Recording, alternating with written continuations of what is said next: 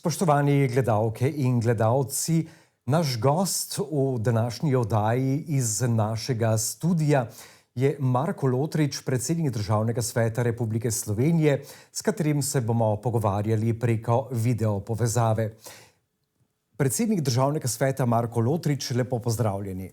Dober dan želim. Pred kratkim ste obiskali z močno gospodarsko delegacijo Ljudsko republiko Kitajsko in to je bila največja slovenska odprava doslej. Drži. Naša odprava je bila sestavljena iz Državnega sveta, člani pa prav tako še iz Ministrstva za gospodarstvo, Ministrstva za zunanje zadeve in pa seveda zelo močno gospodarsko delegacijo, ki je štela preko 70 članov. Kaj so bili glavni cilji tega obiska na Kitajskem? Glavni obiski oziroma termin, ki smo si ga izbrali, je sovpadal z največjim uvoznim sejmom na Kitajskem. Kliče se China International Import Expo, na katerem se predstavljajo vse države praktično, ki so zanimive za kitajski trg, tako države, seveda z gospodarstvom. In v našem primeru je bilo ravno tako, saj so 7 podjetij so se predstavile na samem paviljonu, kar pa je državnega dela, pa se je predvsem država predstavila kot turistično zelena destinacija. Tako obsežna delegacija pod vašim vodstvom je obiskala Kitajsko, po vsej verjetnosti tudi zato, da bi že okrepila obstoječe vezi in da bi po vsej verjetnosti sklenili še več gospodarskih poslov z Ljudsko republiko Kitajsko, ki je vzhajajoča zvezda, če ne zelo svetla zvezda na gospodarskem nebu. Ja, verjetno smo vsi soočeni z njihovim gospodarskim razvojem, namreč tukaj lahko vidimo kakšno ogromno ponudbo električnih vozil, avtomobilov je moč že danes zaslediti tudi na slovenskem tržišču in zelo pomembno je, da s tako močno gospodarsko velesilo sodelujemo tam, kjer je pač mogoče. Odprli smo pogovore o investicijah, ki jih je Ljudska republika Kitajska in njena podjetja že ustanovila v Sloveniji. Dotaknili smo se podjetja Hisense, kjer lahko z veseljem povem, da podjetje Hisense močno stoji v Sloveniji z novo vizijo, kako v naslednjem letu okrepiti vlaganja, tako predvsem v proizvodnjo, širitev kapacitet v proizvodnjo z tehnologijo, ki jo bo spremljala umetna inteligenca. No, to pa je že tisti nov del nove tako imenovane petletke, ki jo Kitajska načrtuje za prihodnjih 5 let, začenši z naslednjim letom, to pa je domača poraba na Kitajskem. Zagotovo bomo lahko v naslednjih letih, naslednjih 5 letih videli, kako se bodo podjetja, mala in srednja podjetja, utirala pot na svetovne trge, še mogoče bolj, kot jih danes poznamo preko različnih platform. Prišla bodo na nek način verjetno kot nemška podjetja pred toliko leti, 20 in 30 leti v Slovenijo. Na ta način si bo slovensko gospodarstvo zgradilo most in pa dodatna pot ravno tako v obratni smeri, torej da tudi slovenska podjetja najdejo tržišče na Kitajskem. Če lahko naslednja pomembna tema, ki smo jo odprli, so zagotovo redke zemlje in pa magneti, torej dobava tako pomembnih surovin, ki je praktično drugje ne najdemo po svetu, če pa že, je pa na Kitajskem bistveno ceneje. Pomeni, da naša podjetja bodo lahko dodatno pridobila te redke zemlje, povečala proizvodnjo in na ta način, bom rekel, okrepila potem trge, prodajne trge na tretjih področjih, torej po eni strani na področju Evropske unije, po drugi strani pa tudi na drugih zelo pomembna za nas je tukaj tako gledno prav tako avtomobilska industrija, potem je tukaj medicina, farmacija in druga kemijska tehnologija oziroma kemijska podjetja. Govoriva ves čas o gospodarski delegaciji. Po kakšnih kriterijih ste izbrali podjetja oziroma predstavnike gospodarstva, ki so šli z vami na Kitajsko? No, najprej naj povem, da smo v okviru državnega sveta se organizirali tako, da smo iz vseh interesnih skupin povabili predstavnike. Seveda predstavniki so prišli iz interesne skupine gospodarskih dejavnosti, potem so bili predstavniki tudi iz mednarodnih zadev, tako mednarodne kot evropske zadeve, potem izobraževalni del je tudi bil pomemben. Pomembno se nam je zdelo tudi vladavina prava v smislu, kako poslovati s podjetji, kako sestaviti pogodbo, no, zato smo se tukaj na tem področju tudi okrepili. Skupaj je bila delegacija močna 18, natančno 18 posameznikov v okviru politične delegacije. Tu moram izjemno se zahvaliti vodji, se pravi veleposlaništva v Ljudski republiki Kitajski, magister Boštjan Malovrh je bil tisti z ekipo, ki je 8 mesecev pred samim dogodkom pripravljal naš obisk. Na naši strani pa bi se rad zahvalil tudi naši generalni sekretarki državnega sveta, dr. Moniki Kirbiš-Rojs, ki je skupaj s sodelavci pa na naši strani pripravljala ta obisk in vesel sem, da smo odprli toliko področij, pa mogoče samo za ilustracijo, srečali smo se na več, mislim, da 24 dogodkov, tako političnih kot gospodarskih. Katera srečanja med vsemi omenjenimi srečanji so bila strateško največjega pomena? Če začnem z političnim delom, potem lahko rečem, da smo se srečali po vrstnem redu s predsednikom vlade Ljudske republike Kitajske, potem parlamenta, se pravi, in pa kot pri nas rečemo državnemu svetu, na Kitajskem rečejo temu CPPCC. Torej, skratka, s 3 najpomembnejšimi odločevalci, tako političnega, kot pa v dobri meri tudi gospodarskega življenja na Kitajskem. No, ta vrata so nam pa potem odprla vrata tudi v podjetje Hisense, kjer smo se z generalnim direktorjem pogovarjali o bodočnosti podjetja ravno tako v Sloveniji, Hisense Gorenja. Zelo pozitiven sestanek lahko ocenim tudi kot srečanje z največjo banko na svetu, ICBC-jem. Pomen temu srečanju so dali zagotovo gostitelji, ki so nas pričakali z samim predsednikom in kompletnim upravnim odborom.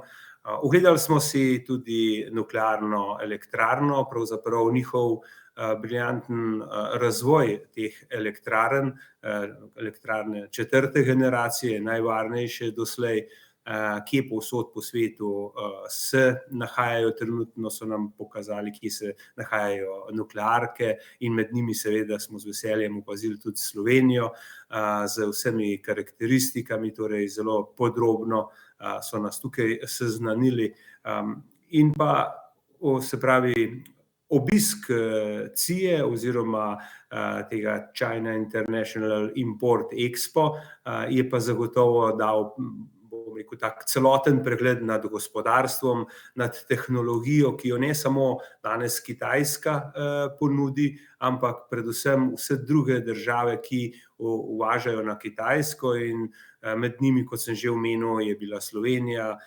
Tukaj smo lahko videli Domel, Micropis, Medextrade in še druga podjetja, ki so nekako prednjačijo že zdaj na kitajskem trgu in mogoče, da povabim vsa tista podjetja, ki še oklevajo ali vstopiti na kitajski trg. Zagotovo Kitajska ni tako daleč, kot se mi mogoče na prvi vtis se nam zdi, bi pa dal nasvet seveda, da vstop na Kitajsko se splača preko Hongkonga. Poudarili ste tudi nekaj tem trajnostnega razvoja, raziskav in tehnologije. Kje konkretno vidite priložnosti za Slovenijo? Za Slovenijo vidim priložnosti v neposrednih naložbah Kitajske, ki se kažejo v že omenjenem podjetju, pa tudi podjetje Porton Pharma, ki je nosilec razvoja na področju medicine.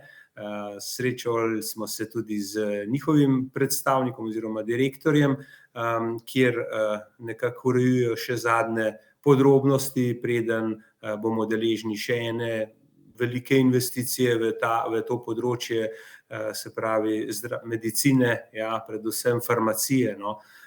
In to je tisti del, ki za seboj povsod prinesejo najnovejšo tehnologijo. Jaz sem izredno vesel, da nas Kitajska kot politični del in kot gospodarski del vzamejo kot izrazito strateško partnerico v Evropi. Nikoli ni bilo začutiti enega odnosa, vi ste majhni, vas je 2 milijona, nas pa 700-krat več. Ne, ravno nasproti, pogovarjajo se kot s partnerji in smo med tistimi po eni strani 3, po drugi strani 7 državami v Evropski uniji, kjer Kitajska nas vidi glede na tudi, bom rekel, preteklo sodelovanje kot partnerja, s katerim se da delati zelo enostavno, katera beseda velja na Kitajskem in moram reči, da spoštujejo slovenska podjetja, slovensko politiko, tako da smo pokazali že v preteklosti, na primer z glasovanjem o temu, da smo glasovali proti carinam na uvoz, se pravi e-vozil, to pa pomeni po eni strani cenejša vozila za ljudi, ki jih vozila kupujejo, po drugi strani pa seveda velik političen, bom rekel, ja, politično odločitev, da se znamo tudi sami odločati, kaj pravzaprav Sloveniji odgovarja. Čisto na začetku sva poudarila, da je bil obisk natančno načrtovan oziroma čas obiska in to je bil sejem China International Import Expo v Šanghaju. Tam se je predstavilo 7 slovenskih podjetij. Kako pomemben je ta nastop za slovensko gospodarstvo? Ja, verjetno bolj, kot si mi sploh lahko zamislimo.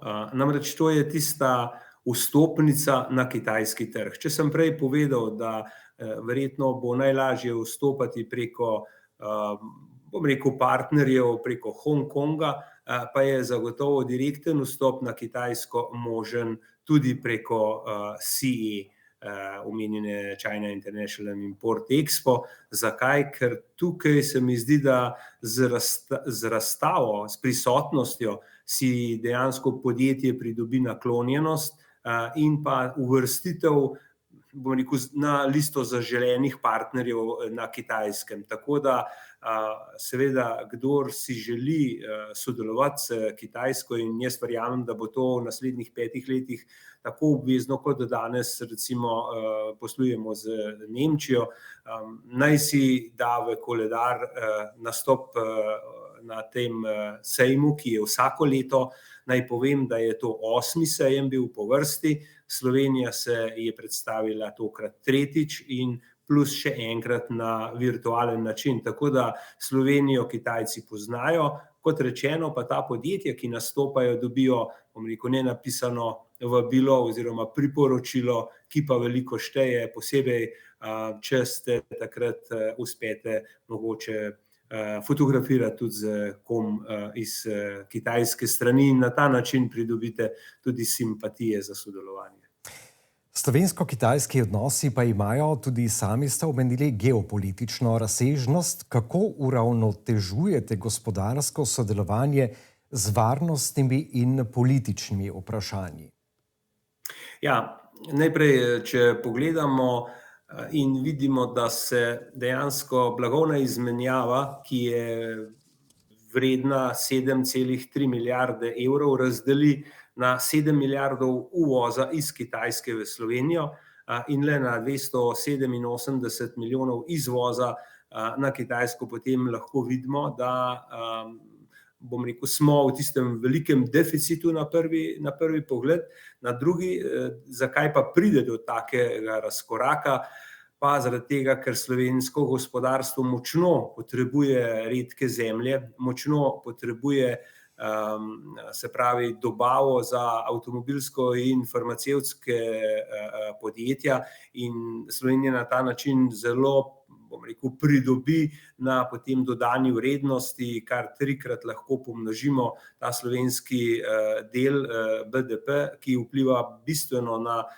bom rekel, tudi stanje javnih financ v Sloveniji. Tako da na drugi strani 288 milijonov izvoza na Kitajsko pa nam pove, da se da delati, da je priložnost, vendar ne v vsakem sektorju. Zagotovo ni priložnost na avtomobilskem področju, to je praktično nemogoče.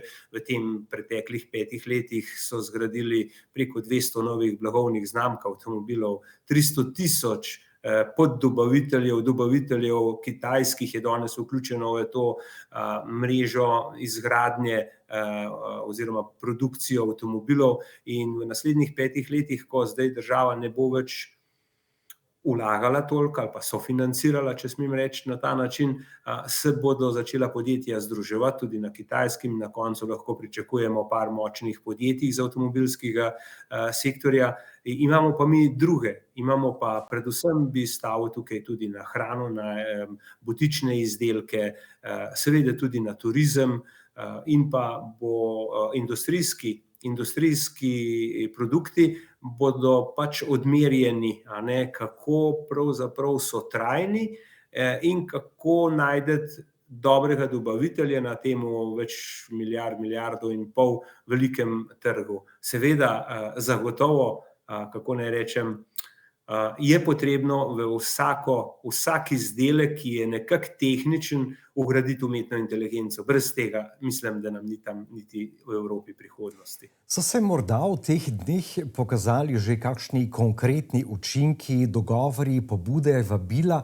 Rekli ste, da je zelo pomembno se predstaviti na tem sejmu in da je to ena izmed odskočnih desk, morda pa se je zgodilo še kaj več. Kot rečeno, lahko rečem, da je bil to, bom povzel zaključke visoke predstavnice kitajskega zunanjega ministrstva, ki je dejala, da je bil to zgodovinski obisk slovenske delegacije, na katerem smo pravzaprav utrdili te naše in politične in predvsem gospodarske odnose. Kar se tiče političnih odnosov, verjamem, da lahko Slovenija s držo, ki jo ima, do enotne Kitajske, na ta način potem zelo dobro sobiva na področju pač gospodarstva. Predvsem so zelo razviti na področju hitrih železnic, kar Sloveniji primanjkuje. Po drugi strani pa Luka Koper ponuja svojo kapaciteto pač pretovarjanja, ki pa skrajša pot iz Azije do Evrope kar za celih 7 dni. No, to je zelo presenetilo tudi naše kolege in so si že zabeležili, da ob obisku v naslednjem letu se planira močna kitajska delegacija v Sloveniji, da si ogledajo tudi Luko Koper, in vse, kar nam, bom rekel, potem še manjka, in da ne preobremenimo še dodatno naših cest, pa je zagotovo potreben resen razmislek o, bom rekel, hitri železnici, ki bo povezovala tako sever kot vzhod Slovenije. Kakšna je nadaljnja vloga Državnega sveta pri podpori tovrstnemu mednarodnemu povezovanju? Ja, povezovanje na parlamentarni ravni zagotovo odpira dodaten motivacijski, bom rekel, učinek potem na delo vlade. Namreč ljudje, ki delujejo v tako imenovanem CPPCC-ju in pri nas Državni svet, imamo zelo podobne naloge. Predvsem se od nas pričakuje to, da opozarjamo, da sprejemamo in se pravi nekako predloge, ki se oblikujejo v interesnih skupinah. Pri nas v Državnem svetu jih imamo 5, se pravi delodajalci, delojemalci, negospodarske dejavnosti, lokalni interesi, se pravi tukaj so še kmeti, obrtniki, odvetniki, da prinesemo te pobude v Državni svet, o njih razpravljamo in dajemo pobude potem na vlado. No, ravno tak način dela ima pa njihova politična konferenca, ki se je pač v teh kraticah reče CPPCC.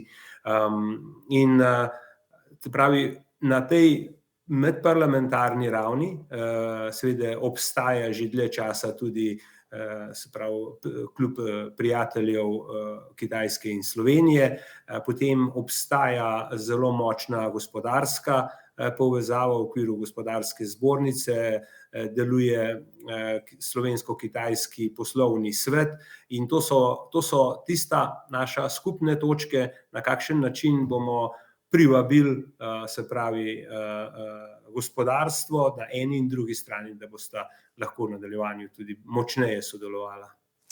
In takole za zaključek najinega pogovora, kaj naj slovenska javnost, še posebej podjetja, seveda pričakujejo v prihodnjih mesecih kot rezultat tega obiska?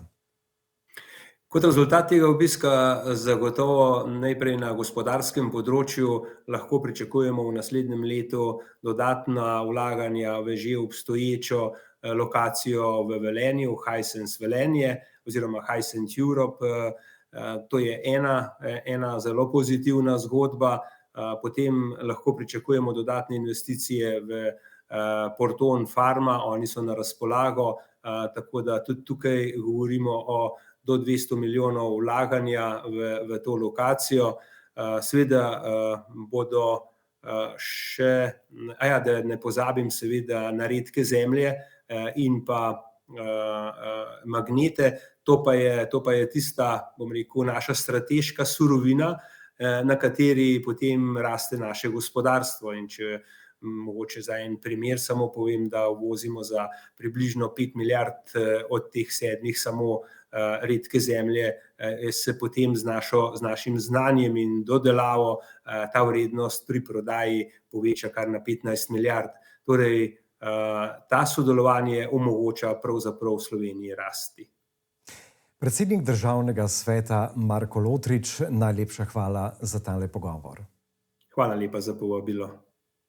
Spoštovani gledalke in gledalci, v oddaji iz našega studia je bil naš gost, predsednik Državnega sveta Republike Slovenije Marko Lotrič, s katerim smo se pogovarjali preko video povezave.